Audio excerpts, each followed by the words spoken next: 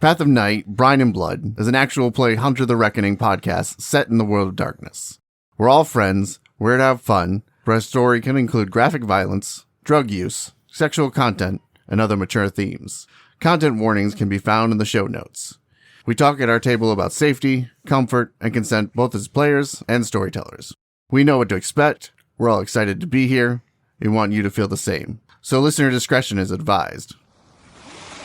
Now let's take back the night.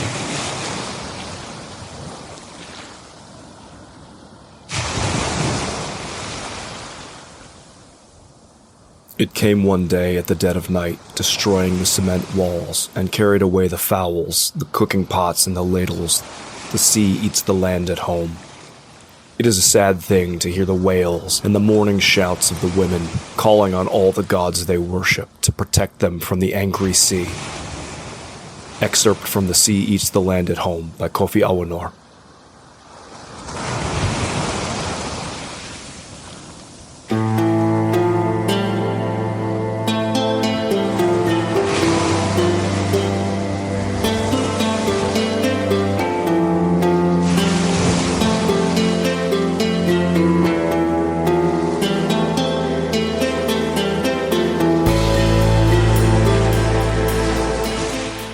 Last time on Brine and Blood.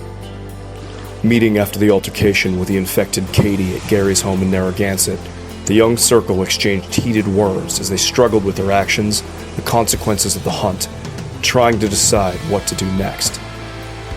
Believing they needed to infiltrate Brayton Point Power Station to find some way to deal with Project Deepwater, John began training the others in the use of firearms and the art of infiltration and reconnaissance.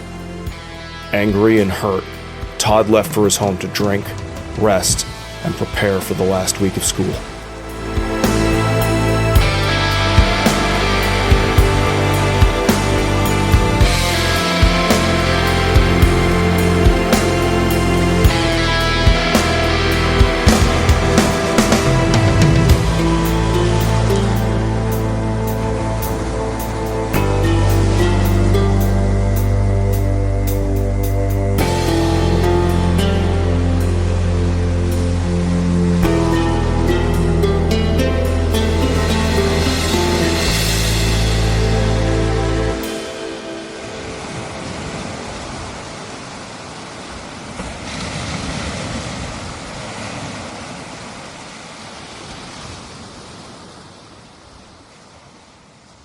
John, it's been a day. The very formation, maybe not even of a plan, but of an idea of where to go next has been forming. And I know you said that you wanted to start doing some training with some of the new hunters, some reconnaissance on where you're going to go. It kind of seems like people are looking to you for next steps, visionary. We're going to spend the next day or so just going over a lot of the basics of guns and how they work and just general parts they need to know and just get them comfortable and everything else with them. And then a little bit maybe later towards the night/twilight, we work a little bit on what I know about sneaking and stealth and whatnot involving that and giving them, tips and what I've picked up, what other hunters have taught me, some of the stuff that's essentially parroting Todd while he's off doing, his whatever Todd does in his off time. After that, I think we're going to start picking up and, I'll teach them what I know about surveillance and reconnaissance and stuff like that by doing the surveillance and reconnaissance, but also just kind of talking out loud to somebody else while we're there or, having a couple radios and while we're watching multiple points and then continuing to, bring them out to a gun range somewhere, maybe take a drive out so that they get actual comfortable with the firing and everything else like that. That's the general plan for the next couple of days is a lot of hardcore firearms training, but mostly just getting them comfortable, getting them the basics ideas, stuff like that. Just in case, give them some reinforcement in case things go sideways so they're not a danger to themselves or the others around them. So let me ask the table real quick. Is there anyone who is particularly resistant or feels like they are particularly struggling with the paces that maybe the more experienced hunters or the more zeal-focused hunters are putting them through? Nat is an experienced hunter, but she does not choose violence whenever she can avoid it. Firearms are just not going to be something she's comfortable with. She's willing. She's not digging her heels in, She committed to doing this, and she meant it. But there's never anything casual about the way that she holds a gun. It never seems to become like muscle memory. You can tell that it's just definitionally uncomfortable. Pheia doesn't seem to be resistant to any of the knowledge. She takes to the firearms fine. She doesn't seem to flinch at the sound of gunfire. She struggles most when it comes to being unseen. She will take off the more noticeable of her jewelry. She will take the colorful embroidery floss out of her hair to help blend in better. But she's noticeable. At first glance, she is the first one to stand out. John, you said you were practicing reconnaissance by doing reconnaissance. Correct. Where are you looking? What's your sort of avenue of approach? What are you trying to look out for?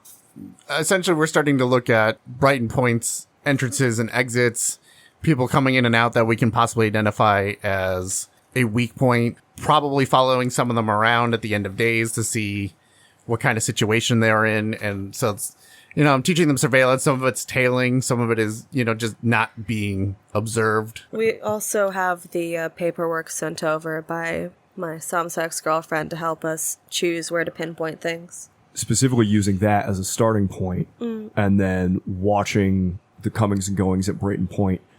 Do me a favor, roll me, whoever's leading it, an investigation perception. I'll take that. And I will also need, for those who are participating in these, I will need sort of a group stealth. You may do wit stealth, because you're not actually like skulking in shadows. You are following, tailing, trying to remain unnoticed. Does the speck of vigilant count? Vigilant for... Stealth. Being mindful really. of one's surroundings? Not really for this one. Okay. How about quick thinking? I think I would allow quick thinking, actually. I'm gonna discerning for investigation. Yep, that's totally fine. I don't think healthy skepticism applies here. Not so much for this one. Difficulty? Just difficulty 6. 5 successes. Everybody's participating. Roll me the stealth. You said wit stealth? Wits stealth. 2 successes. Single success. Oh, so now my 2 stealth wants to work. This is 4 successes. 6 successes? 6 successes. As all of you are sort of participating in these clandestine maneuvers and watching Brighton Point Station, John, you pick up on it pretty quick. There's one guy who keeps coming for like 2 days straight. He comes, lingers in the parking lot, reading a bunch of notes, pacing. You only ever see him go inside once. He's not in there very long, like he got stopped at the front desk, and then he just turns around and leaves. He's looking more and more frustrated and frazzled. He's an older guy, not that much older, like maybe like in his early 50s. Thinning black hair. He looks like Vietnamese in descent, and he's dressed nicely, like he dressed up for an interview, and he just looks more and more harried, like he's trying to talk to somebody, and he just keeps getting turned away. Yeah, he's trying to get a meeting, though, more than like an interviewer. He's trying to get a meeting, not an interview, right. But very much so. He seems very noticeable, so I think we should practice our following and see where he ends up and see if there may be an avenue for approach. He takes a car downtown and goes to a hotel. It looks like he's staying nearby. Because you guys all did okay on your stealth and everything, you'll notice he goes up to the 3rd floor of the hotel. You're not sure what room he's in, but you notice when he gets into the elevator, he presses the 3 and goes up. So do you want to remind me why we're following this guy? A feeling, partially. I think he's trying to do something. Dallas, when you ask that question, Garrett, can I get a reminder on what your because I know you've been buying it up. What is your current patron rating? 3. As the elevators close, you ask that, right? And you're just like, why are we following this guy? There is just this intense feeling, not as intense, obviously, as your imbuing, right? But this intense feeling of like answers, struggle, like the messengers are telling you this guy is somehow involved. You didn't have discern or anything up. You don't know if he's just a regular person or he's not a regular person. It's almost like the feeling of a riddle that you know the answer to, and you can't quite, it's right on the tip of your tongue. Dallas's brow furrows up, and he kind of like gives you a look that he then passes over to Nat and Pheia. You all right? Yeah, yeah, I'm fine, I'm fine. Kind of rubs his temple a little bit. Do you want to share with the rest of us? I just got a weird feeling. Like back on Texas Tower when all this started. I think you should trust that feeling. What's it telling you? I think it's telling me that John's right. Dallas, you have exacting as a spec in your perception, right? Yeah. The doors to the elevator are already closed, but it's almost like your attention is being drawn to, I don't want to say like a flashback, but almost like you are seeing him get into the elevator again with his briefcase and his little suit jacket and his whatever, with that same sort of riddle feeling the messengers are giving directly into your brain, and you see the letters EFD on the handle of his briefcase. Like it's a detail that you hadn't noticed, and the messengers are making you relook at that moment. Wait, we were that close to the guy? No. I'm just like... You were basically on the street, he went into the elevator. Yeah. That's a fucking detail that... Somehow, like... There's a reason you didn't notice it in the moment. Forced into my brain by the messengers? And you are being made to recognize this detail. The messengers are saying, enhance, enhance. I mean... Dallas looks deeply uncomfortable. A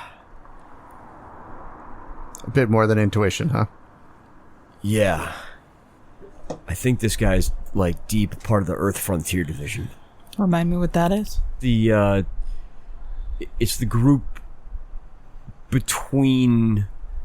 It's the other half, besides Endron, that's working together to create this Deepwater project. Shit. Yeah, I don't... Other than the fact that I've heard... Their names been passing around, I really don't know what they're about. Dallas, when you voice that aloud, it's almost like your messengers, your patrons, whatever has been touching you since your imbuing, relaxes their grip, and that sort of frustrating sense of an unsolved riddle on the tip of your tongue goes away. Dallas lets out a breath that he didn't even realize he was holding, and it looks like someone's let go of his neck is almost the expression that he gives on his face. Fuck. You alright? No. But I think we're in the right place. I'm glad to hear that. Does it look like there's anyone else taking notice of this guy? No, it's for how like harried and like hot and frustrated he looked. It's like nobody's really paying attention to him at all. We can make the approach now. All four of us? I mean, if we wanted to. He may be intimidated by the numbers. You're correct. How about some of us just hit the hotel bar? Maybe one of us goes up to the room to talk to him? I'd like to, just in case there's any problem. You want to be the one to talk?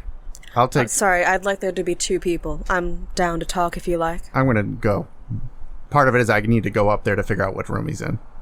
Then I'll go with you. I'll hang in the bar with Dallas, if you guys want to invite him down to the bar to discuss things. Between you and Pheia, who's better at de-escalating rough situations? Well, that's a hard one. Pheia did really, really well with the sharks. But my edge only works on monsters. If he's just a guy, then... I think we'll be okay. Alright. I think either of us. He gives like a light punch on Pheia's shoulder and is like, well, let's go get the edge off in the bar. I don't have any money. I got you. Alright. Yeah, Well, then, Dallas, yeah, let's do that. $1,000 is still kicking around in your pocket from your signing bonus. Oh, we're getting good and fucked up then. Wait until we come back to get good and fucked up at least. You're not my mom. No. Don't have We'll too be much fun without us. We'll be sharp. Yeah. I'm going to go back to the truck real quick. Yep. I am going to grab a concealable gun. Yep. You have arsenal, right? Yep. Yeah. I look at you. Yeah. Knife. What do you want? Bring something just in case.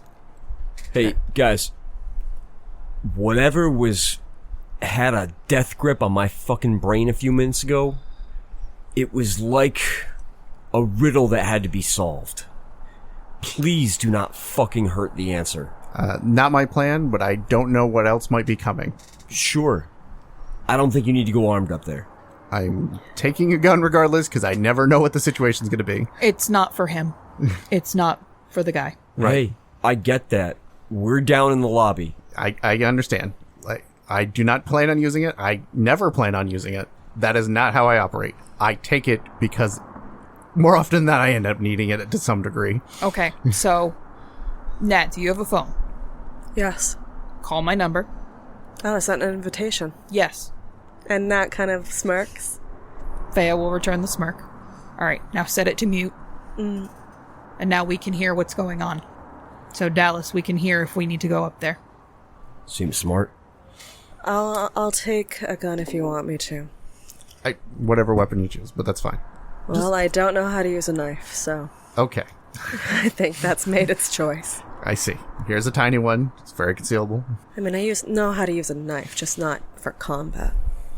I hope not to be chopping vegetables, but that would be an interesting change.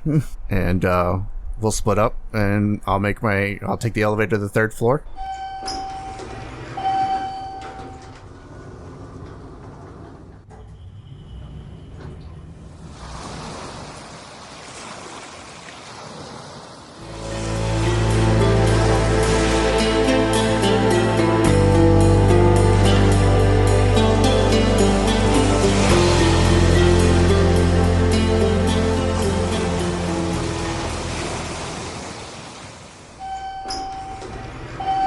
Up on the 3rd floor, the hallway is empty.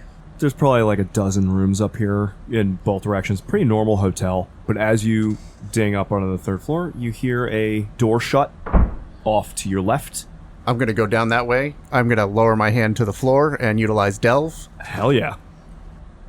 Roll me Perception Vision, difficulty 6. That is 4 successes. Okay.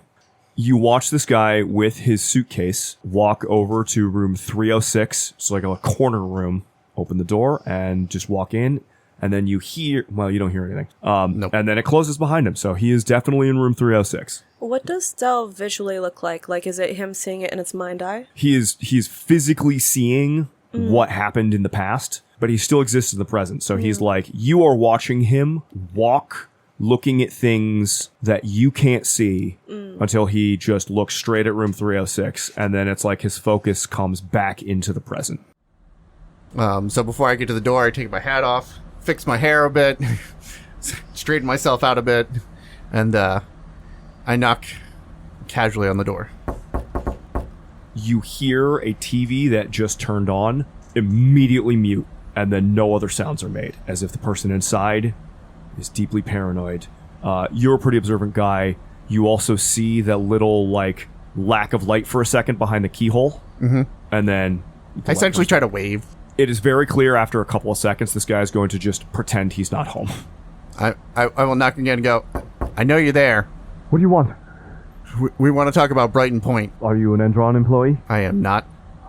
You're not with the union. I'm a concerned citizen. Something seems to be going on there. Let me see the back of your neck. Turn around. Very good. I'll turn around. Pull my shirt down so that he can... Who are you? What do you want? My name's John, and we think Brighton Point is up to no good. I need them to listen to me. They won't let me in. They won't listen to me. I'm ready to listen to you, buddy. No offense, you're nobody. That Sometimes doesn't help me. Nobody's get things done that others can't. I need someone with a connection to Saunders. I need to talk to Saunders. Well, I know someone that can talk to Saunders. You're lying. No, He sounds very unconvinced when he's trying to convince himself. you had a meeting with him last week. You hear some latch clacks and the door opens. There's still a chain on the door, and he looks out, and this, 50-year-old man just looks out. Nat casually waves to draw attention to the fact that she's there. He startles because he was so focused on John. Yeah. She and looks turns. over. Let me see your neck. All right. She turns and lifts up the back of her curly hair. Neither one of you, let me ask you a question, because I know you geared up a little bit. Are either of you wearing gloves? No. Nope. Okay. You catch his eyes flicking down to your hands and like the palms of your hands, and looks back up and nods at you. You're not infected. No. Though we know there are some. I think that's maybe one of the first questions, is what you're looking for on our necks and hands. He looks back. He looks from Nat back to John after he says, we know some. He goes, you know? You've seen those infected with gloriosis? Didn't have a name for it, but we know of it. I'm trying to talk to Brayton Point. I need to talk to President Saunders about his Deepwater site. It's bad. It's bad there. And Rob, no one's listening to me. he just said, what did he say, cloviosis? Culorviosis. He just said it Curlovia. real fast and sweaty. Well, my character has 3 dots of science and No. 3 dots of academics. No? Nope. Okay, fair enough. Yeah, I believe you. I think it is very bad there. And I have an intuition that you know more and that we can possibly help. He shuts the door in your face. Mm-hmm. You hear more latch, and then the door opens. Come inside. Thank you. When you open the door like that, I'm not even going to make you roll for it because he's not hiding it very well. Yep. He has a gun behind his back. But John, you've been working with guns. You might not, like, for a while now. Right. This thing is sleek and chrome and looks weird. It looks like an action movie cool guys version of a gun, not a real gun. Like almost like a showpiece. It looks like a showpiece, but you also get the impression that it is very real because he is gripping it not like he's trying to bluff, but like he will fucking kill somebody with it. Sensible defense you got there. Yes, well, they didn't cut us out of everything. Come in. And he Thank you. closes the door. Yep. One of the things when you walk in the room that you will notice is that there is a bunch of plastic wrap and tape over the toilet and stopping the drain in the shower. Has he got also the faucet? Yes, not the faucet, but the drain. And now that you are this close to him, it's kind of like this guy might not have taken a shower in a couple of days. Hey, sorry to return the weird, but can we see your teeth? Sensible. And he shows his teeth to you guys. I'm going to spend a conviction. To put up second sight? Yes.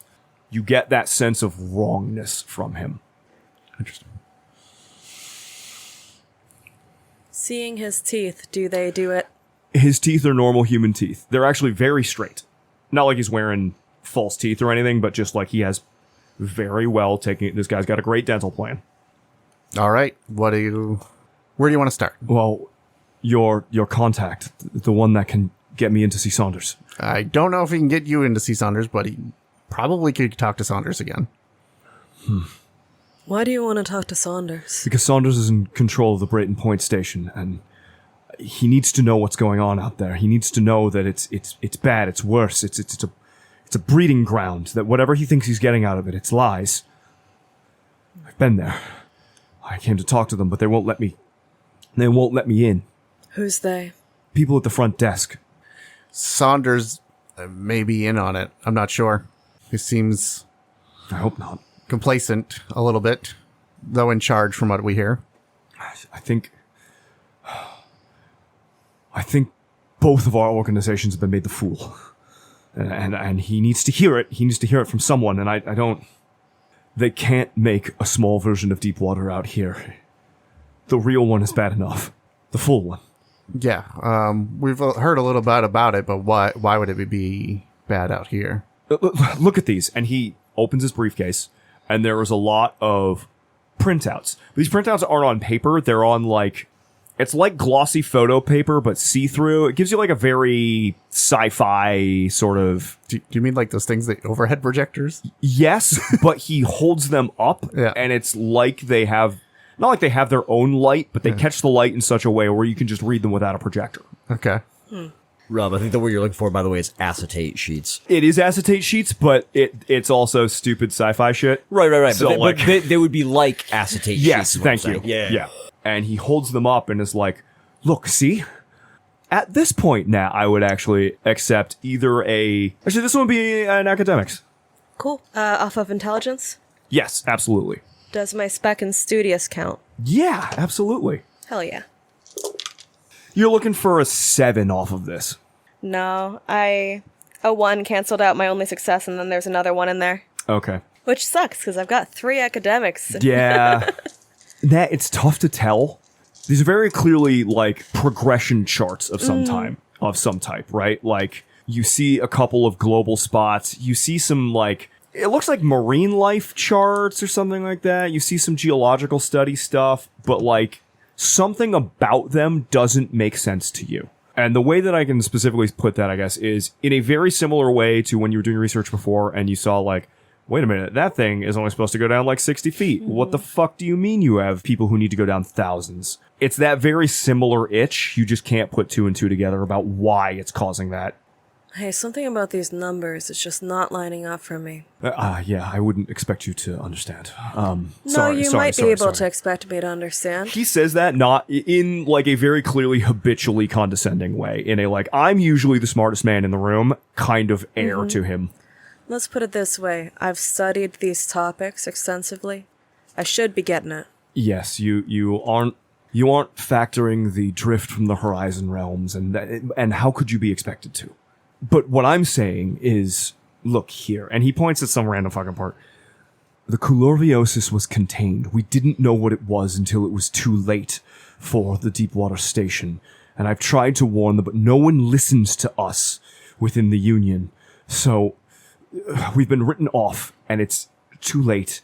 And this whole project that's expanding, and this Klieg gentleman is a deviant. I know he is, and no one's listening because they're too interested in the ramifications of being able to get that close to Earth-based horizon realms. Well, that's a whole lot of words that don't mean much to me together. It's a disease. Yep. Klieg has introduced some sort of deviant disease. The Coulorviosis strain. We've been studying it for a while, but it's been spreading. And the Deepwater site, the one at the Marianas Trench, the original one, Right. It grew, and something feels wrong there. And any scientist, any researcher, any union member who goes down there too long eventually starts being not themselves.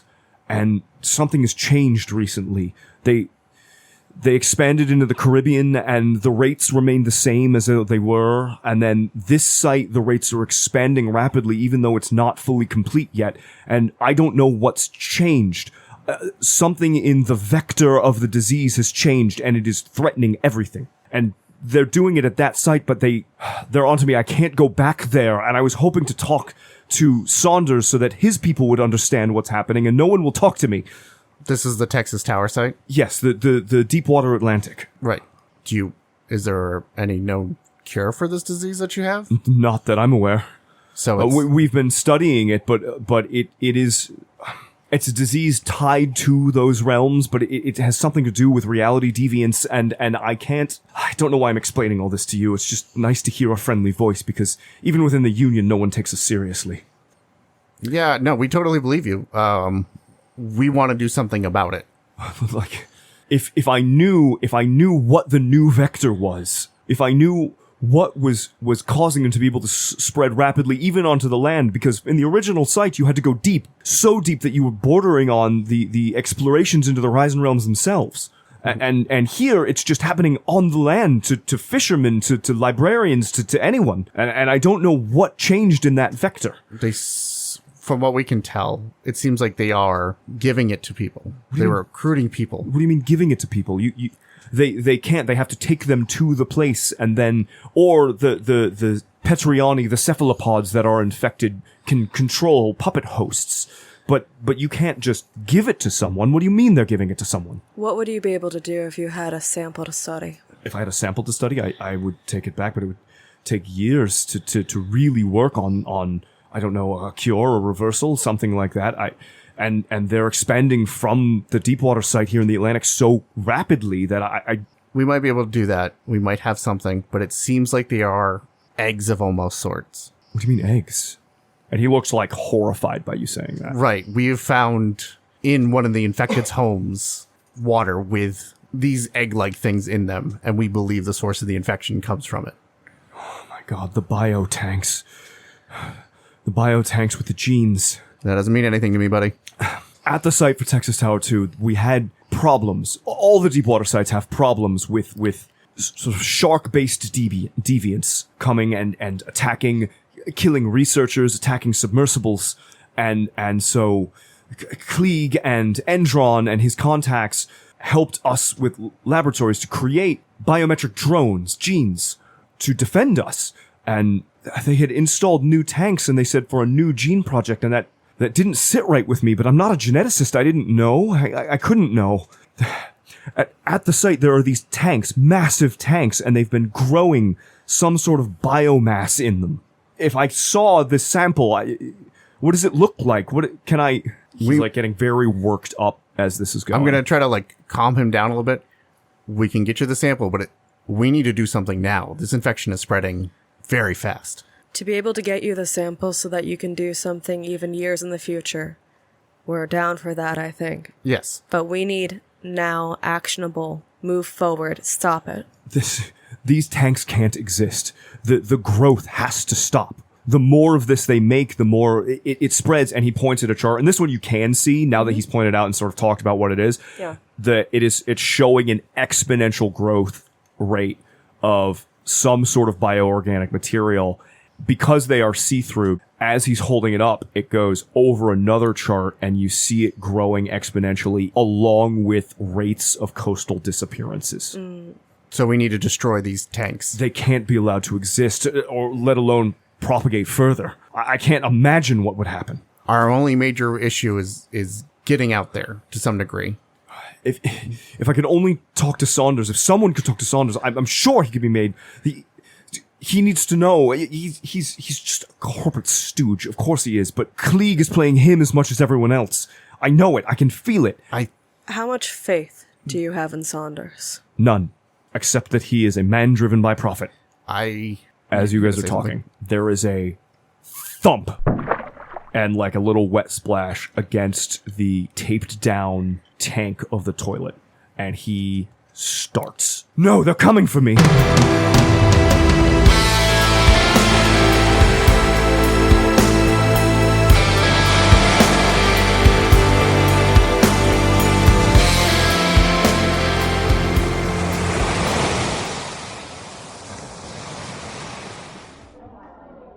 Dallas, Pheia, the two of you are sitting downstairs at the bar.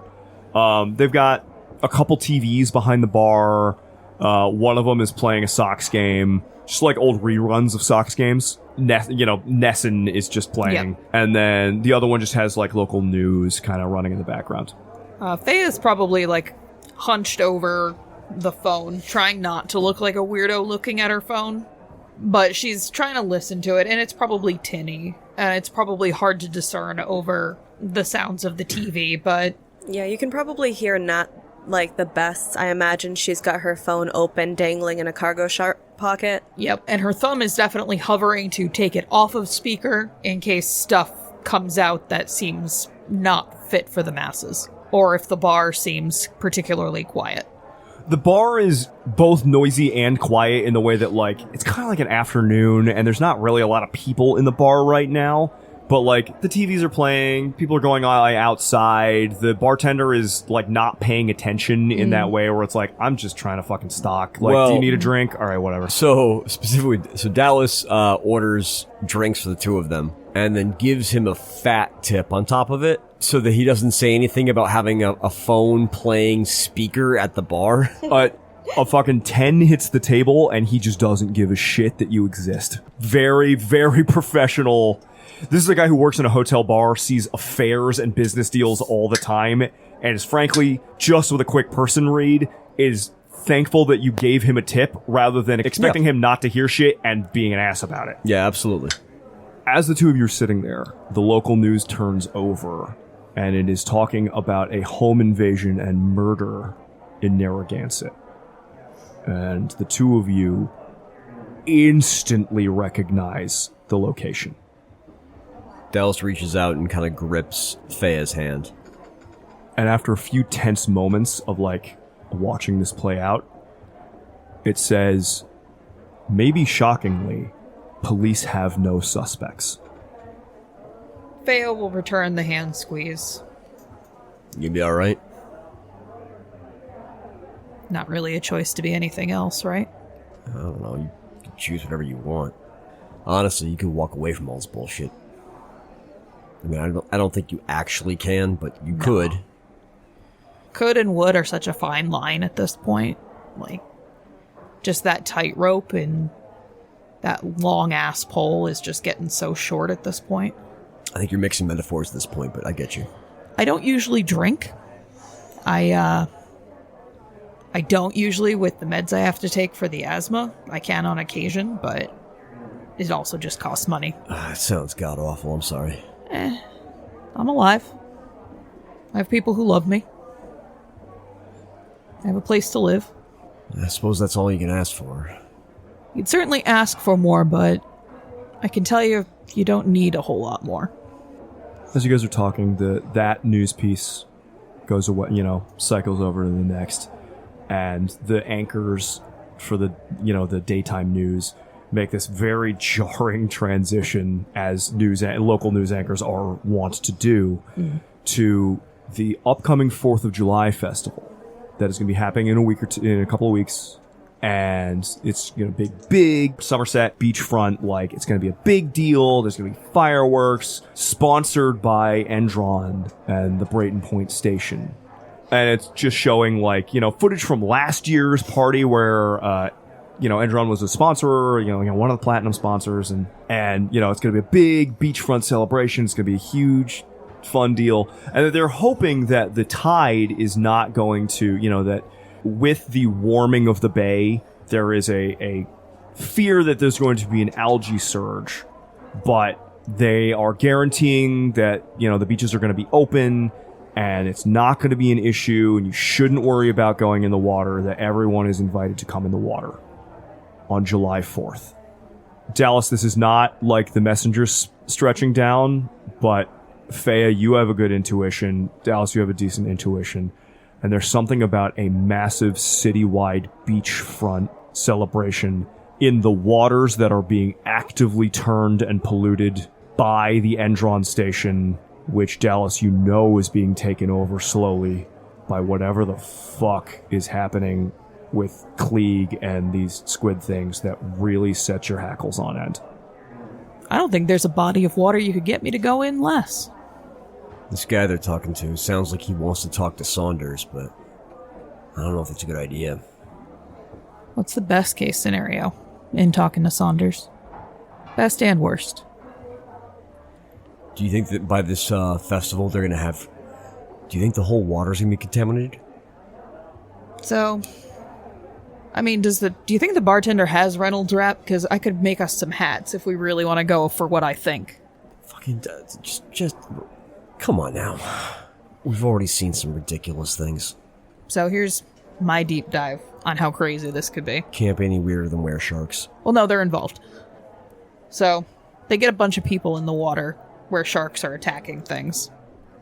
The sharks attack. That justifies the further polluting of the water to drive away the sharks. Why are the sharks attacking?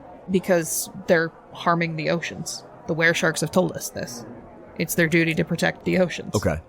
So, they do their job of protecting the ocean. A bunch of innocent people are caught in the crossfire because they've proven they don't really care what stands between them and their duty. That justifies further ruining of the oceans. Sure. Further glorification of Endron and their projects, because they're going to step up and help the families. Because money means nothing to a corporation that big. No, I think money means everything to the corporation that big. Yeah, but you get what I mean. You can spend money as long as it makes you money. Exactly. Yeah, I get that. Yeah, it's not money, it's wealth for them. They have wealth. Sure. I think it's a red herring. Okay. What's a red herring? I think putting people in the water is a giant red herring for what's actually going to go on. I think the algae thing is a red herring. Yeah, but what if they're filling that waterfront area with all of those little invisible things in the water we found in Gary's place? Oh no, that's 100% what they're doing. But I wanted to think for a minute that there was at least a little cleverness in what they were doing. There's not.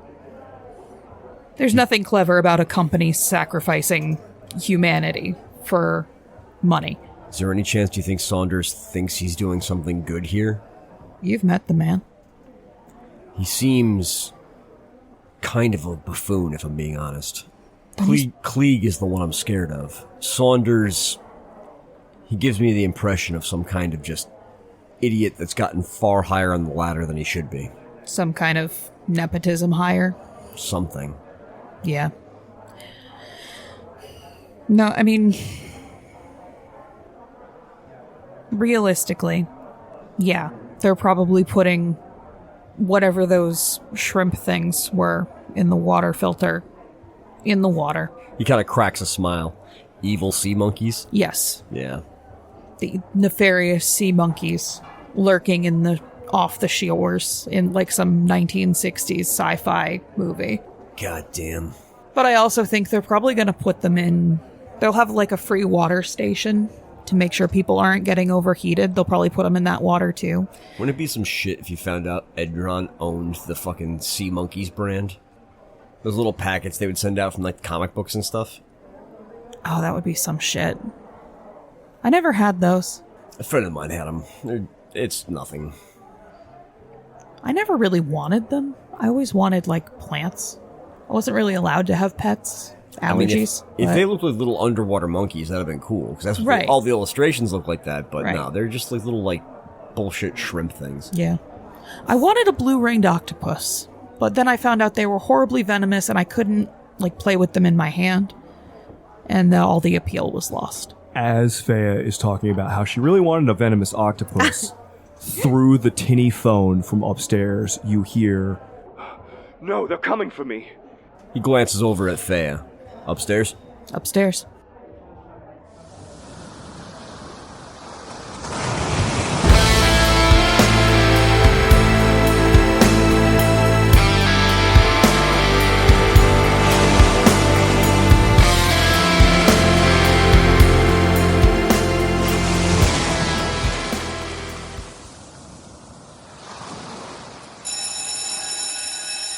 It's the last week of school. So it is. There are parent-teacher conferences. Half the parents don't even fucking show up. Typical. The last one that you have scheduled is for Brittany Fitzpatrick. It's the end of the day. This is after hours. And there's a knock on your classroom door right at the scheduled time. I'm over at the sink, sleeves rolled up, washing hands and cleaning up the little experiment tools that we use to kind of show kids ideas. And I will make my way over to the door and kind of trying to wear as I'm totally not tired, a smile as I can. I open the door up. You tell me what happens to that smile when you do not see Brittany or her mother, but the thing that wears her father's body, staring at you with a smile. Hair slicked back, widow's peak in place, wearing just a pair of khakis and a t-shirt. Todd was trained in the hunt by some of the more classic toughs. He's worked with Avengers and the guys that have really given it all up for the sake of the hunt and doing what they think the Imbued are meant to do. But ultimately, Todd is not actually that guy. And rather than the hardened warrior's expression that they might give, Todd's expression becomes one of a bit of fear. And there's like a half step back, like a locking of the jaw. Fear. Mr. Fitzpatrick, when you hesitate for a moment, steps around you and into the classroom. Good afternoon, Mr. Keating. Mr. Fitz. Where's your, where are they? She has practice, and since I know she's a good student, a favored student of yours, I'm not really concerned about her performance. So my wife and I decided that it would be fine if I came solo to talk about her future. He goes and sits at her desk. He's not a huge guy. He's like 5'9", maybe $170. He's not a big guy, but he like, you know, he's an adult, so he has to kind of like scoot into the desk a little bit, and he just sits down and steeples his fingers and looks at you, kind of looking around his daughter's desk and her stuff like an interested parent. He plays it well. Okay. He plays it very well. Very much unlike when he was caught off guard by you during your confrontation in which you imbued and got those scars all up your side.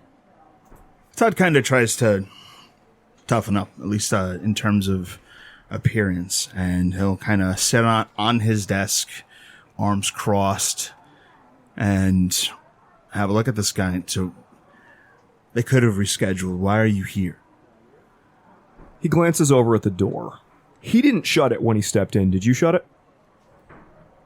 No. He glances over at the door and looks back. I just have some concerns about my daughter's summer plans. And I wanted to speak to you about them and things that I had heard about propositions for her summer without upsetting her, without due.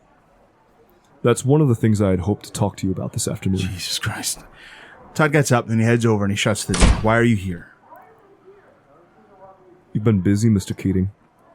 What are you talking about? Does 1408 Shoreline Drive mean anything to you? Narragansett, Rhode Island. No, not at all. Todd lies. He smirks immediately. As soon as a lie leaves your lips, he just gets this shit-eating grin on his face. It means a lot to the Rhode Island police. I have a lot of contacts. I'm sure you know that, Mr. Keating. You're a very smart man, and you've done a lot of due diligence over the last several months. Now, my contacts withheld some evidence from 1408 Shoreline Drive in Narragansett, Rhode Island. And I was curious if you wanted to have them continue to withhold that evidence. Fingerprints, DNA, camera footage. He has this grin across his face. He's not even trying to hide now that the door's closed, with a look like the fucking cat that caught the canary. Todd is normally a good liar. Like on the hunt when doing the thing, but this is a little close. What are you trying to get out of me? Right now? Nothing. If you've done your due diligence, Mr. Keating, you know I'm a man who loves to make, let's call them bargains. So all I want from you is a promise of an IOU, and hell, that evidence could just disappear entirely. Of course, it doesn't have to. Ms. Quinn, Ms. Chowdhurani, Mr. McCoppin, their names never have to appear at all. Neither does yours, Mr. Keating. When he starts down the list of names, Todd looks genuinely horrified. But when the list of names stops short, there is almost a look of relief. Do you know what I can see when I see you? I have to admit to my own curiosity. An abuser. Someone who's incapable of seeing people for who they are and only sees how they benefit him. And I see the way you look at that, like that when you look at me. I see the way you look like that when you look at your own kid. And I want you to know that whatever minor victory you achieve through your connections and your contacts against me, you will never scrub that look off of your face. And even though everyone can't quite see the monster you are, everyone knows you're an abuser. Your kid knows. Their friends know.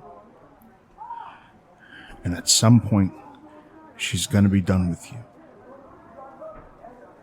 And all this is you wanting a favor, you monitoring me. It is just you grasping at straws because deep down, you know that it's just a matter of time before you're alone in the dark again. He was extremely smug looking all through your speech. Seeing about like how everybody knows he's an abuser, none of that seemed to impact him in the slightest. And then you use the words alone in the dark, and you see a flicker of horror go through him that he cannot quite suppress. He rallies from it pretty quick. This is a master of lies. But something about the idea of being totally alone and totally in the dark horrifies him. And before he can quite master his tone, he retorts as if he can't fucking help himself. Quid pro quo, Mr. Keating. Do you know what I see when I see you? A cosmic regret. You must be full of those. I head for the door and I open it. Get the fuck out. Have a good day. Is that a rejection, Mr. Keating? I haven't said one way or the other. You'll have your answer soon enough. I want my answer now. Go on. Do you need something to sweeten the pot? I'm happy to. This is a negotiation, Keating. A deal. Make me a counter offer. Do something. I'm not just strong-arming you, I'm negotiating. But I'm not leaving without an answer. Todd shuts the door.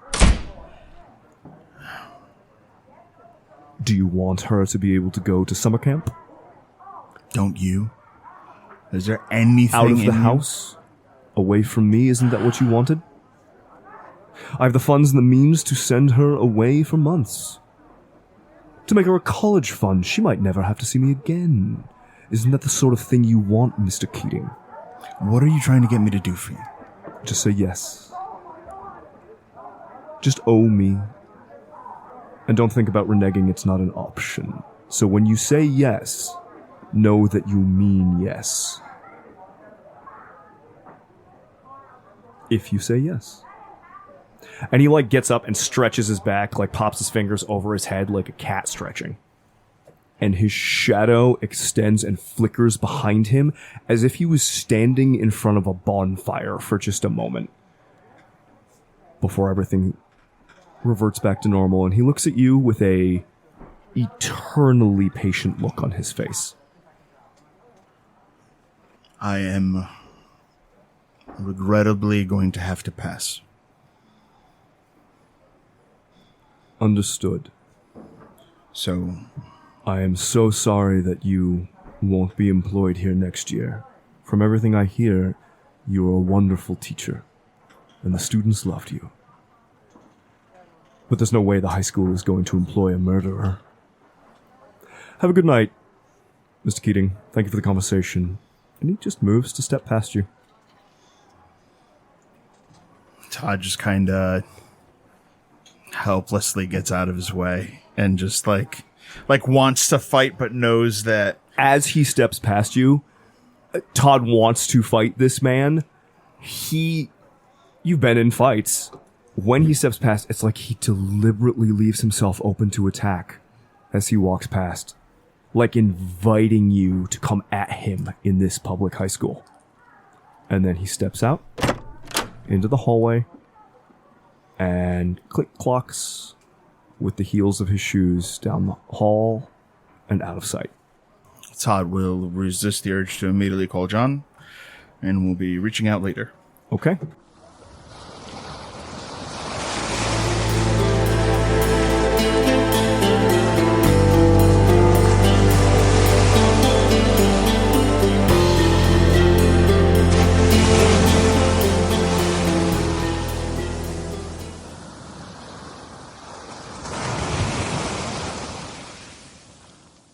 In the hotel room, you get the sort of sense of rising panic off of this guy. Looking around, by the way, he hadn't really introduced himself, but you can see cards and stuff when he opened his briefcase. His name is Dr. Anthony Tran. Dr. Tran is just looking at the toilet, horrified. I hope the Flex Seal holds. They're here. They know. Dr. Tran, I think it's time for us to leave. He looks confused when you use his name, like, I very deliberately didn't use my name. Not thinking. Very much the epitome. This guy is very much the epitome of high intelligence, low wisdom. Yes, of course. Get me out of here. Full ego, just, I'm more important than everyone. Do you need your research? Yes, and he starts, like, shoveling it back into the briefcase. While he's doing that, I'm going to go close the bathroom door. Great. Turns out octopuses do have problems, and it's tiny octopus bodies. Once he collects his stuff, we'll have Steph will lead the way. Steph. Yeah, that's the code name I've just given her. You get out into the hallway, and as you get out of the hallway, the elevator dings and opens, and Pheia and Dallas step out. I was say we move to the side and we start cover and As the two of you step out, you see John and Nat, and the guy they went after, like duck around the hall corner before you guys recognize each other for just a second. You guys going down? Yeah, hold it, and we will scurry on down and Go down in. You take the elevator down. While we're get you out of going here. down in the elevator, having heard their conversation before, Dallas kind of puts his palms up and shows off his neck. Actually, instantly puts Dr. Tran at ease around you. Pheia will follow the same lead. Also, I'll take this moment to point out her t-shirt today is a t-shirt that depicts the two reindeer cave painting from the Font de Gomme caves in France, which is thought to be the first depiction of intimacy. Hit the ground floor, open up into the lobby. For a second, there's the expectation of, like, some guy with a squid on his back's gonna fucking pull a gun, but nothing happens. You are just in the lobby of the hotel, and Dr. Tran is looking around with fucking paranoid eyes. Like any single person. He only doesn't react to Dallas and Pheia because you guys seem to recognize them. Dr. Tran, you're calling attention to yourself. I need you to take a couple deep breaths. I'm not calling attention to myself. I'm acting perfectly rational. While we're going- sweating profusely. Just breathe. Where do we go? What do we do? We who have who a knows how to place. find Saunders? To talk to him. Okay, first we're probably going to get in the car and go away from here. You have a car? Yes. Yes. Good. Excellent. And I'm the one who's met with Saunders. Good. We need to meet with him. We need to convince him to shut down, to stop. We'll talk something. later. We got to keep moving. You know the stakes. And he looks at John and Nat and says, you know the stakes. You understand them, yes? You have to. No one else is taking me seriously. More moving. My dude, you are like a bull in a china shop right now, and I don't know if you can notice, but there are people staring at how panicked you are, so take a breath and calm down. He wipes like a half gallon of sweat off his brow, and it's like, wipes it on his shirt, leaving a big wet mark. It's like, yes, of course. I'm very put together. And Yeah, go with that mindset and walk calmly. he like taps his shirt a couple times, and it does not look sweat stained anymore. So I'm very together. I'm very cool and calm and collected. All right, walk calmly with John. And so we try to take a unhurried pace as a small crowd heading to where we have the cars parked.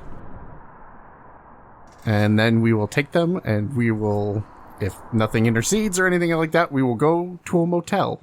I want everyone to roll me a perception alertness. Will Vigilant come into play? This is visual, and I will tell you straight out that because of some of the stuff on his sheet, unfortunately, Tran will be auto-failing when he is in a panic mode. Is being exacting helping in the scenario? Not really. This is more of a general awareness thing. Perfect. Is this judging people? Yes. Yes, it is. Okay, so my good judge of character. Not into really. play. That's Okay. more about, like, that would come into play if you were interacting with somebody. This Okay. is more like catching an immediate vibe off of people, the crowds in the street. Does healthy skepticism come into play? Yes, it would. Discerning. Discerning would come into play for this one, yeah. Okay. And what was the skill we were using? It is alertness perception. 2 successes. 4 successes. 13 successes? Yep. Hell yeah. Yeah. We're playing Hunter, bro. Tim's playing Exalted. Obrab says you fail just cause. Fuck you. Fuck you. Fuck you. 2 successes. This is a contested roll. They got 5 whole successes because they're extremely good at blending into a crowd. But you got 13 fucking successes? Yeah. As you are loading into the car, At first, John, you're not sure what catches your attention about this guy. He seems like just a normal guy just sitting in a crowd, walking out of the hotel, but like lots of people are walking in and out of the hotel. And it's not until he turns to like check his watch, very normal motion, that you see under the shirt the faint flare, the faint glow like fire of a brand that says Monster at the base of its neck. And with 13 successes, you notice that that brand is attached to an octopus that is trying and succeeding at not being noticed as it has attached itself to whoever the fuck this is. I mean, partially to explain, I mean, the 13 successes is also my second sight is up. Oh, you have second sight up? Yeah. Yeah, Monster. But it is a huge crowd of people, so like you wouldn't even ordinarily just go, like gloss past. So that's where the 13 successes came in. So you have really second sight up. And you Yeah. see this one fucking octopus with an extra tentacle jammed into the back of this guy's, like, into the base of this guy's skull.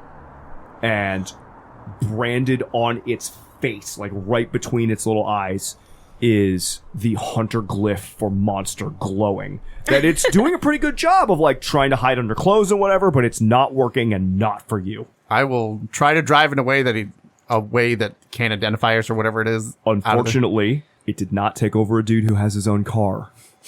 And so you managed to get away.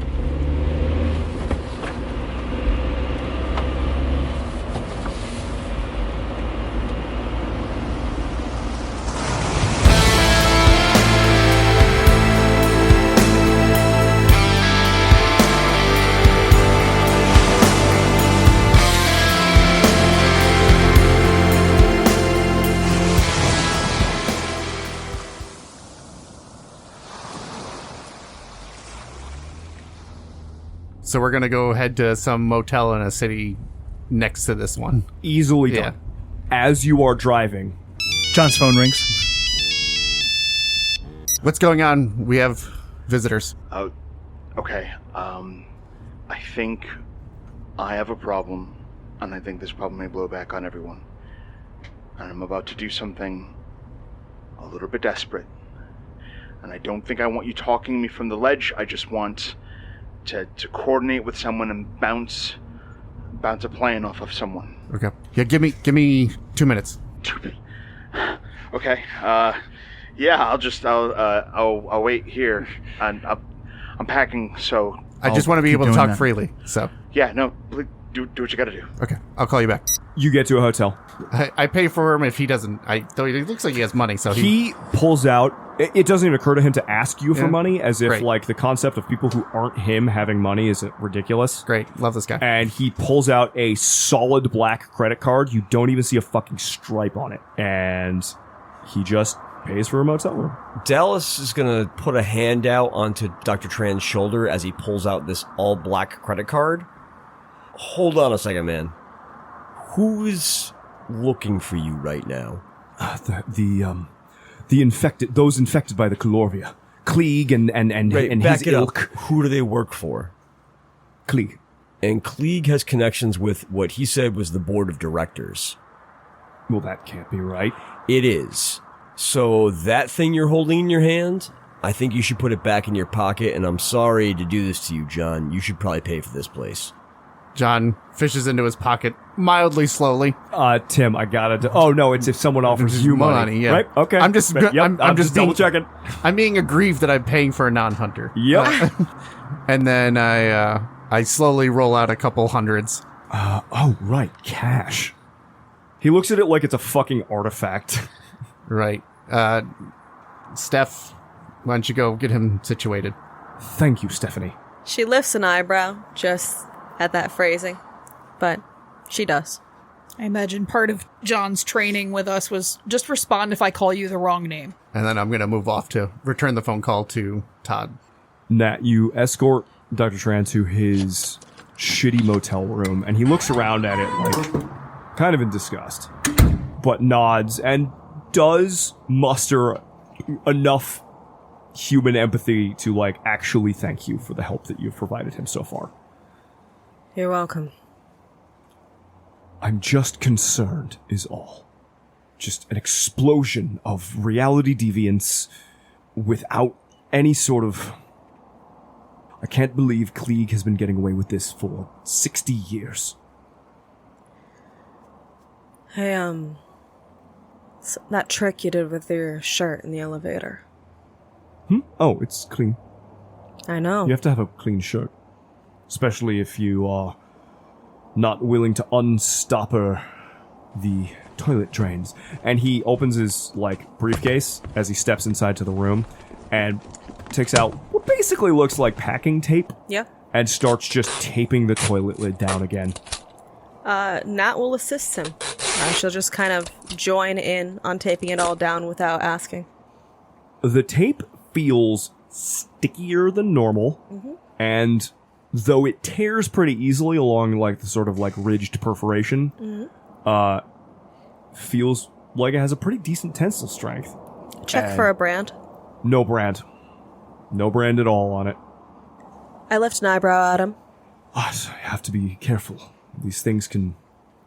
We're too close to the ocean, but I'm not a coward. He says, defensively, I won't just flee inland.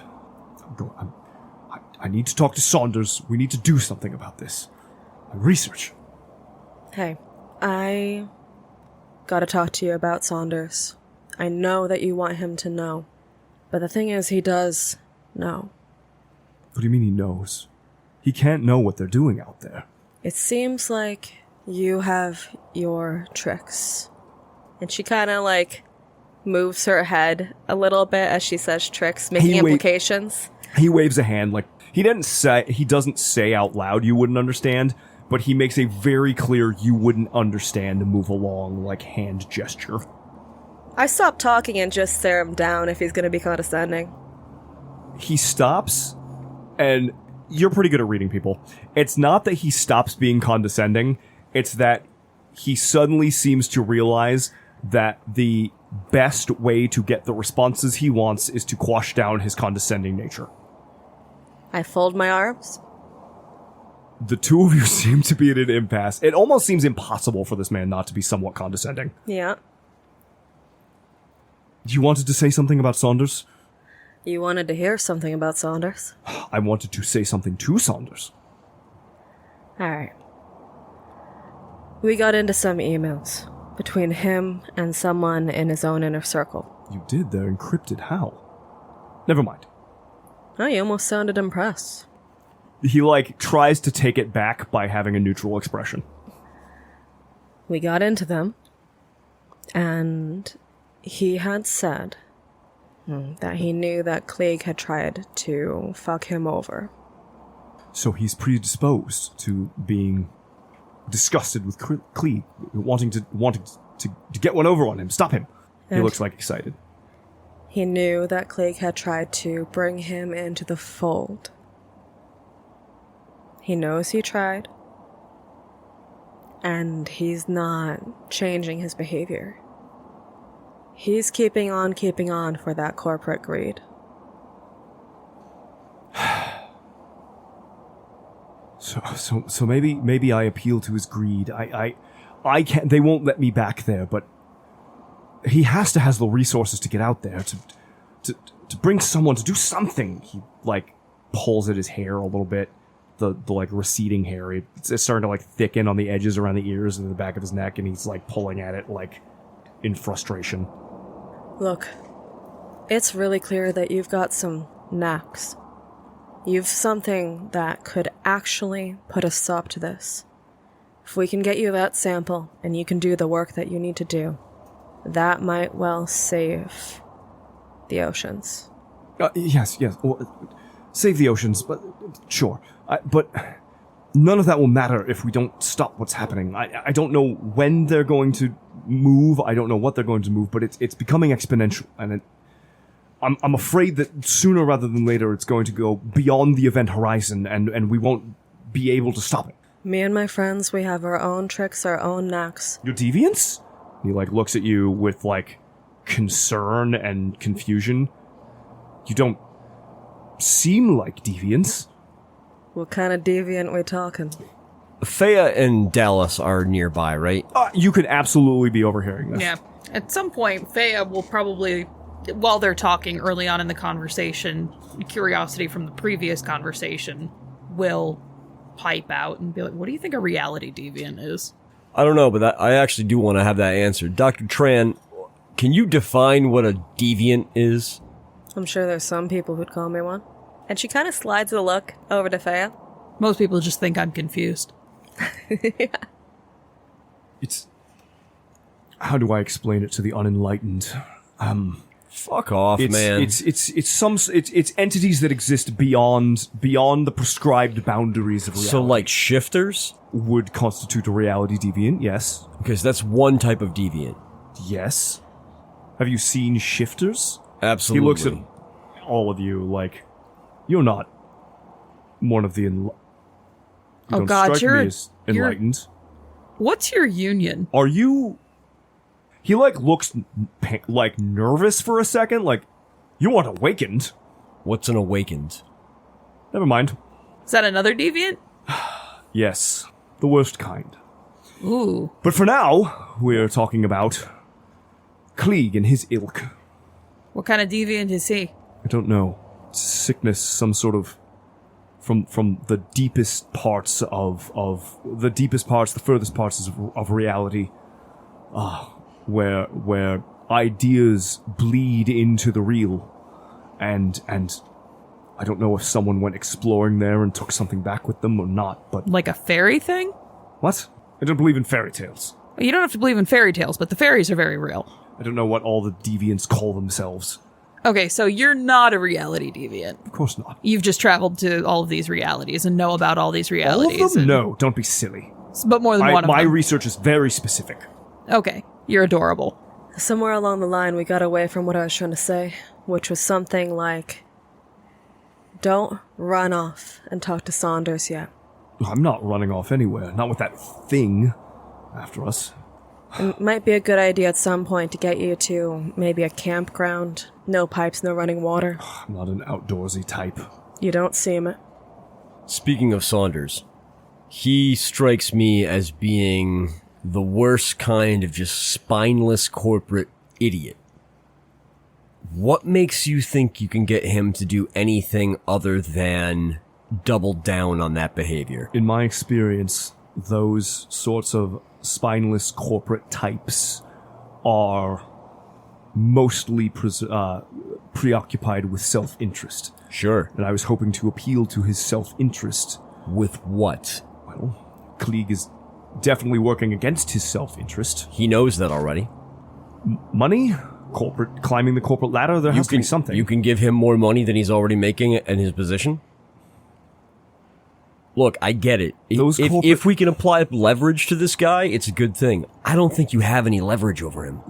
I don't know. The more he's talking, it quickly becomes apparent that Dallas has a point. Yeah. Like, this guy is sort of onto something. He just does not know how to apply. He is all about what he sees as logical solutions, and the shit that he is talking about is an illogical, greed-based bullshit, and he doesn't actually know how to, lean on that button. Yep. So hypothetically, we just heard on the news today that there's going to be a big town-wide beach party for the 4th of July.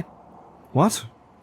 Oh, yes, the celebration. Everybody wants to... They really are hoping that everybody goes and gets into the water. No, they can't. Oh, no, but it's totally safe. There's not going to be any algae blooms. There's no sharks in the area. Totally safe to get in the water. No, seriously, get in the water. It can't have Sponsored by Endron. He, opens his briefcase and starts looking at those files that, Nat, you saw earlier. No, they can't have taken over that quickly. That's beyond projections. And he, starts looking through these, clear plastic sheets. Realistically, we've found one pitcher of water in one family's house. We've got loose links of one shipping company or one fishing company, but they're all up and down the coast. This isn't... Adjust your math like it's an infectious disease. When it has access to one person, it has access to the next.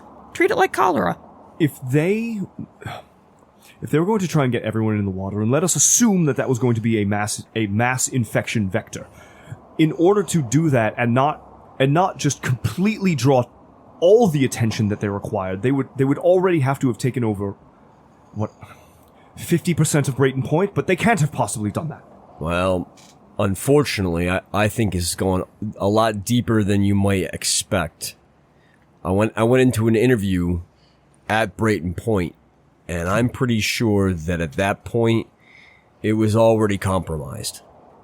But, okay.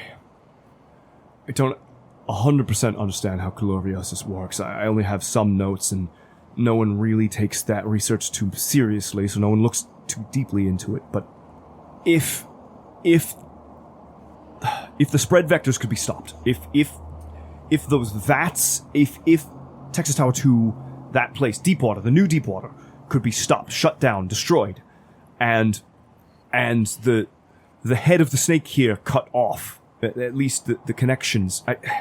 If they're already that deep in, each of them still retains their individuality, even if they are connected to whatever thought being the Coloriosis, The ancients.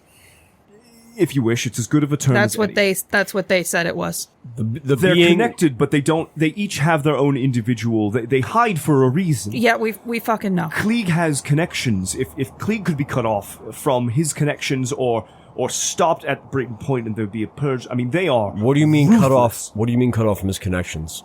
To the ancients? To my understanding, and he kind of like looks around. He throws another glance at the toilet. And I'm not an expert, he says, but like with that false air of an academic who is an expert and wants you to think he's being humble. Each of them is connected to something greater, but that something greater cannot exist. They are reality deviants to the extreme.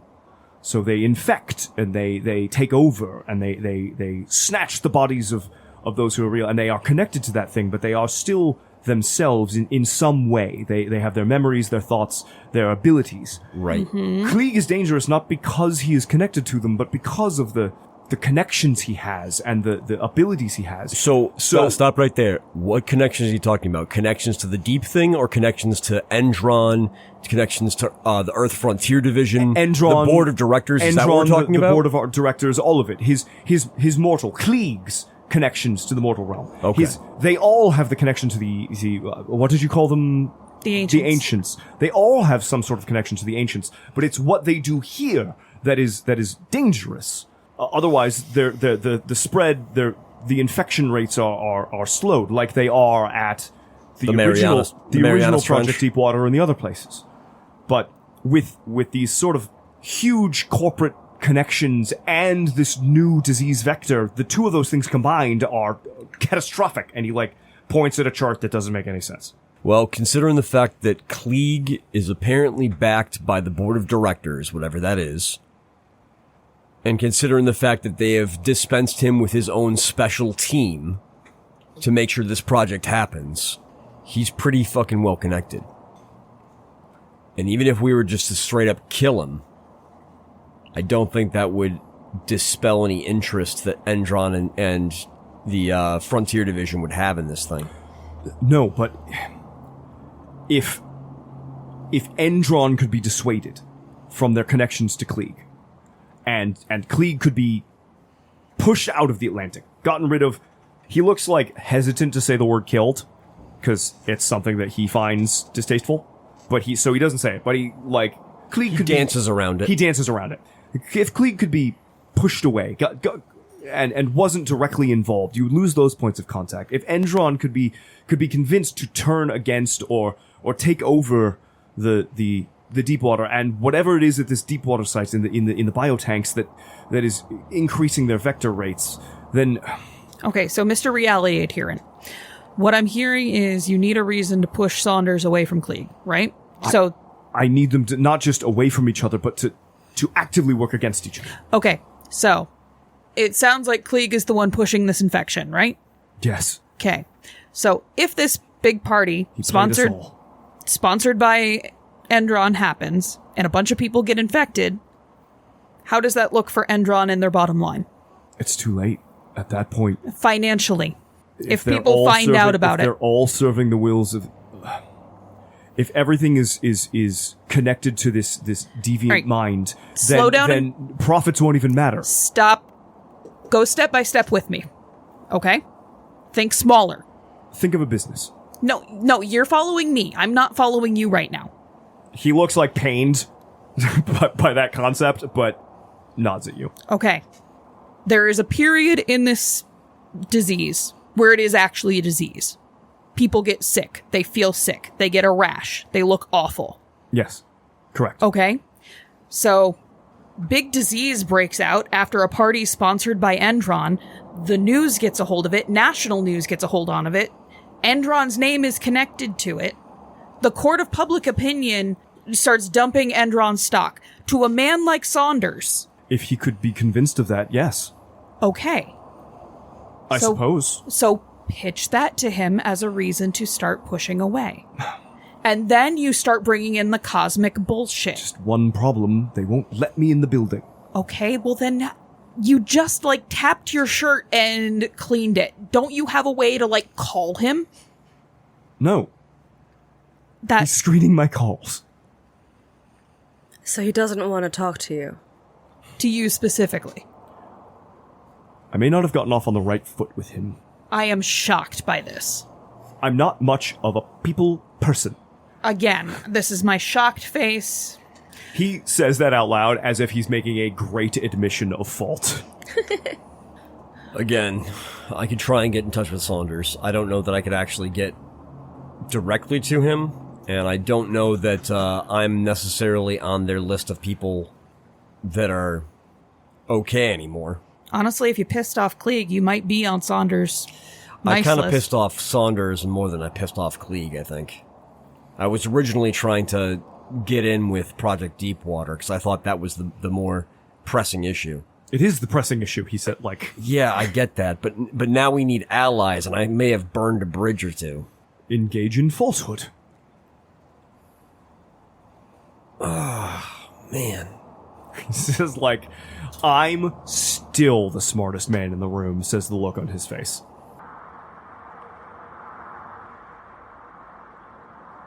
John, as the others escort Tran to his room, you can still see because it's a motel. Right. You step to the side and called Todd back? Yes.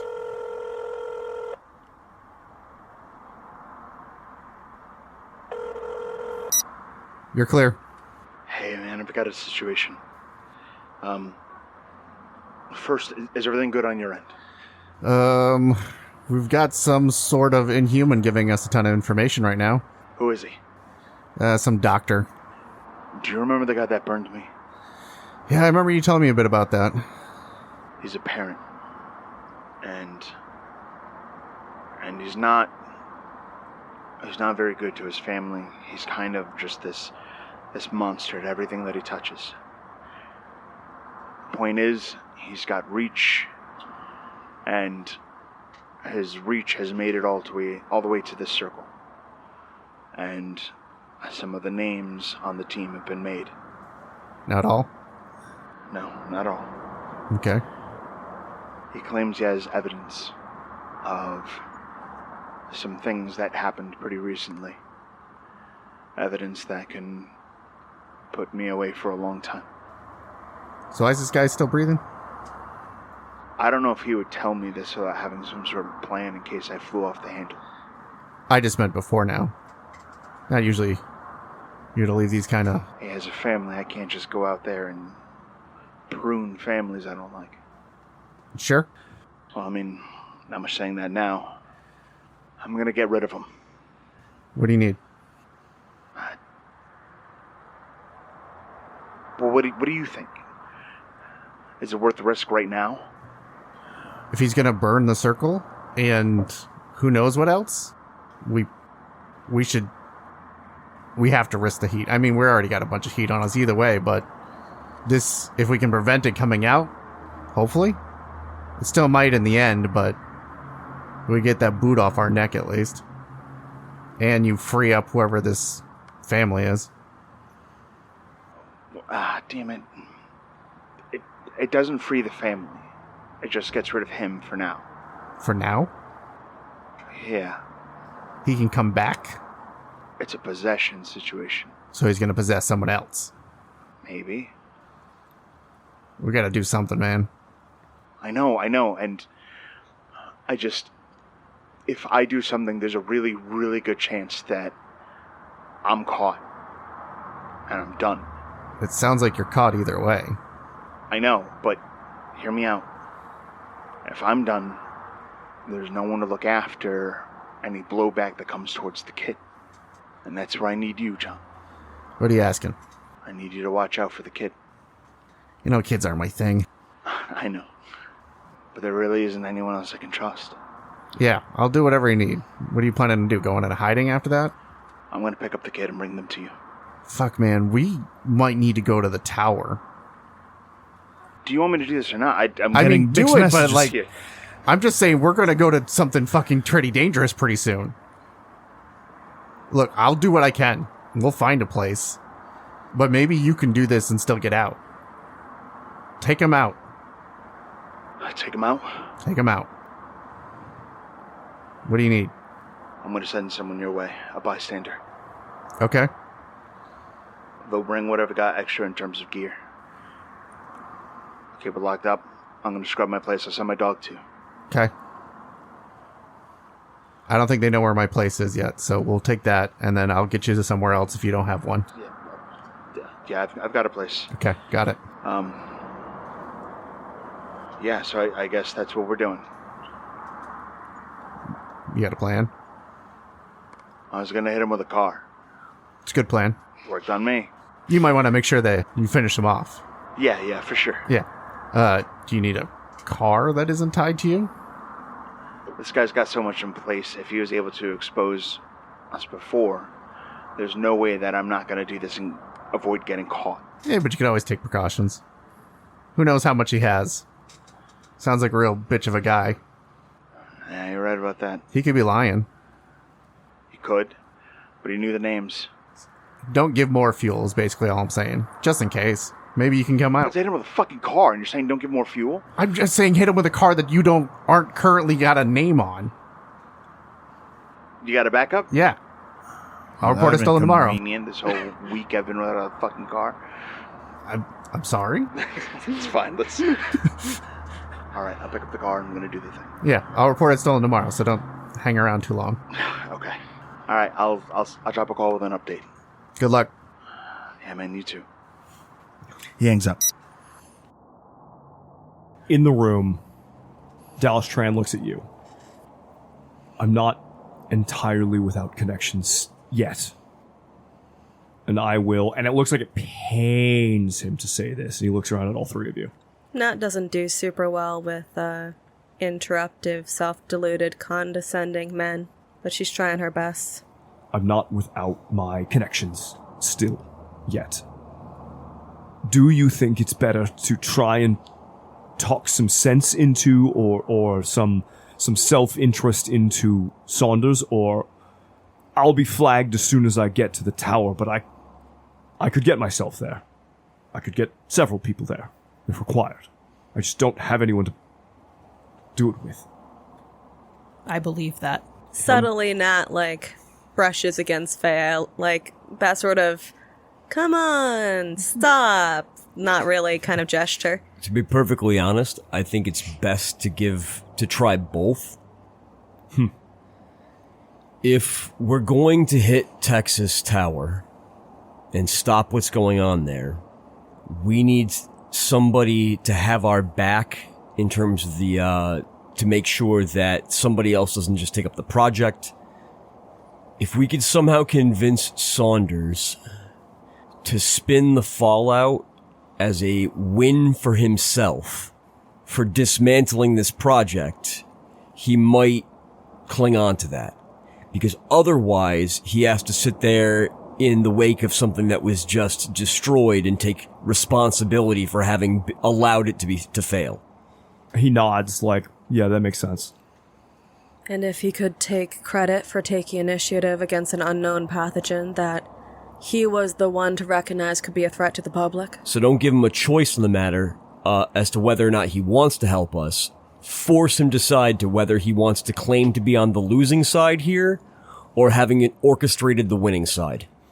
Being that he's a spineless fucking corporate douche, I think he's gonna claim to be on the winning side. Yes. We just gotta figure out how to engineer that right so that he's put in a spot where he has no choice at that point. You're right. If I can see him, I will absolutely tell him that. And when he says that, each one of you, without any fucking empathy roll, knows that this man will fuck that up almost immediately.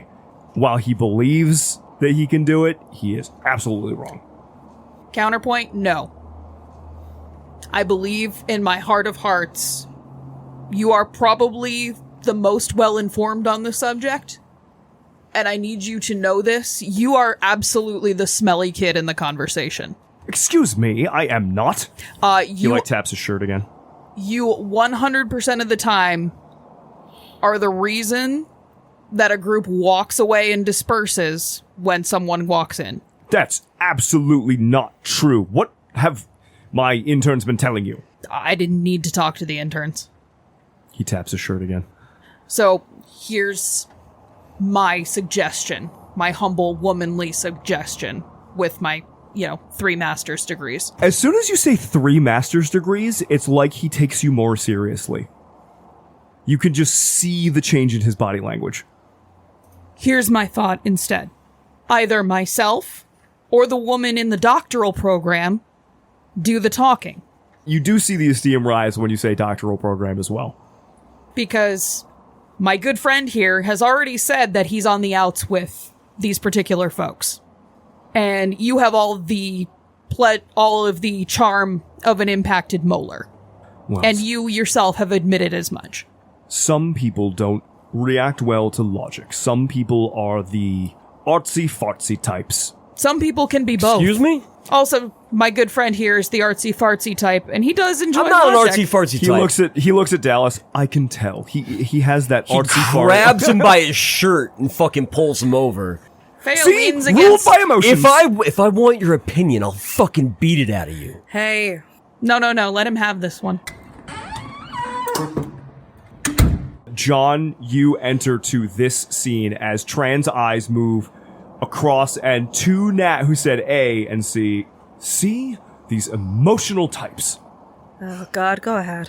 All right, cut it out. I am not an artsy-fartsy type, and I am not some gifted child from... I never said gifted. No. My What dude, I'm how saying... bad do you want to get punched in the nuts? What I'm saying is I'm not somebody who's just like, yeah, give him art lessons. No, I'm an accomplished fucking sculptor. I'm... Tran, shut up. He, with the curt shut up, he stops, but Dallas, you can feel what he was gonna say. Can you fix broken jaws by tapping him? Come on. The like reluctant silence turns into real silence. He's had a tough day. I have had a tough day. Let's give him a break. Yeah, I was gonna punch you with my left hand. I understand. Thank you for being understanding and rational. Fucking Dallas slugs him. Fucking roll it, man. Yeah, It is owed a damage roll. Yeah, 100%. I think we Oh my all are, gosh. honestly. Well, also my character is his whole fucking backstory is that he punches fucking pieces of shit academics he that piss punches him art off. critics. Of course. Yeah. Honestly, I'm happy to see a misogynist get punched. yeah. I'm honestly surprised that we didn't get to He's it. like, yeah, he sucks. I just roll absurd amount of ones every time I roll dice. You got Destiny? That's true. You do have Yeah. Destiny. Fuck that. Reroll that shit. Punch this man. I do have destiny. If this man is It's a intended weird to be use of it. punched, It's not. That's his he's destiny. literally a monster for whom his weakness is like Ubers. hubris and Okay, the well, that's inability to better. like value humans. Punch him in the mouth. Yep. Make a difference. Yeah, to his. So, does street fighting count? You just grabbed a dude and are sucker punching him in the jaw. Se- 7 successes to hit him. 7 fuck. He's gonna die. If Tran dies, it's gonna be very like. What a great plot twist. Hey, you got the info, I guess. Dallas slugs this guy and hits him with 7 successes. Jesus. He has a good right hook, so he'll add So, 2. you've got the good right hook, Merritt? Yeah, I do. Fuck. So it'll be 2 extra dice of damage. And I will destiny the damage roll. See, all I needed was the destiny roll. Holy shit. Every time I destiny roll, it's like the first one's ridiculous, the second one's absurd. He cannot soak lethal, but he will soak no bashing damage. with his constitution of 2. And or stamina being that of my 2. strength spec is haymaker, that'll be 9 bashing. Jesus, yeah. 9 bashing? Yeah. He goes limp in your arms. His weight goes dead, and he is completely unconscious in your arms. And you could just drop him, and he crumples to the floor unconscious. So Dallas doesn't drop him. He just kind of like holds him up like that and says, "Go ahead, fix it. Tap your jaw, buddy." Just kind of like talking at him All right, as he's limp in his fucking grip. That's enough. You guys can see that he's kind of like, his eyes are a little bit like just hyper focused and that he's kind of in the moment. Go ahead, buddy. Keep on just. Hey! Hey, why aren't we talking about things? You have all these documents here. Explain it to me. Explain it to My the artsy friend. fartsy guy.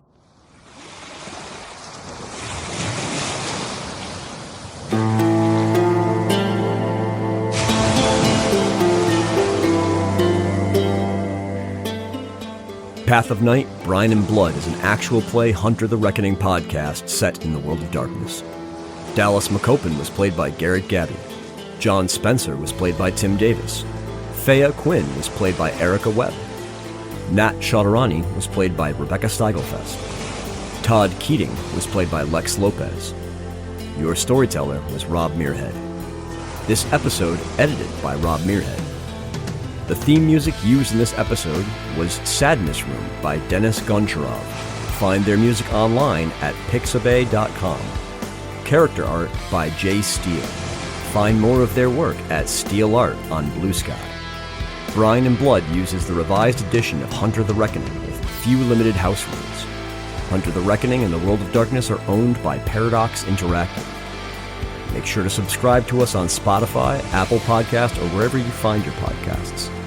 You can find us on YouTube at youtube.com/pathofnight.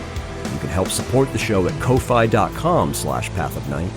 And you can find us at Path of Night Podcast on Bluesky, Twitter, and Facebook. Or email us at pathofnightpodcast@gmail.com.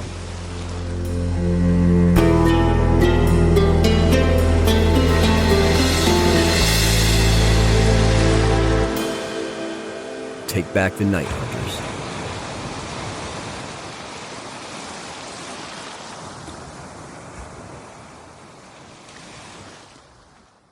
This is not the man from that. No, there is no man for that. I mean, just being around him, this is not the man. Truthfully, Yeah. it's not the guy for Dallas either. Yep. Dallas fucking is on probation from having knocked out the last one of these assholes who got too familiar with him. Guys, I don't know if you know, technocrats are not the guys for anybody. I do enjoy the, like, man. This guy's a douche. Where's that shark guy? He was not so bad. Just the technocrat being like, I can't believe I'm forced to work with all these idiots because I'm backed into a corner. Fucking suck. He sucks. And it's great. I love it. Fuck you, technocracy. What are your real feelings? I don't like the technocracy.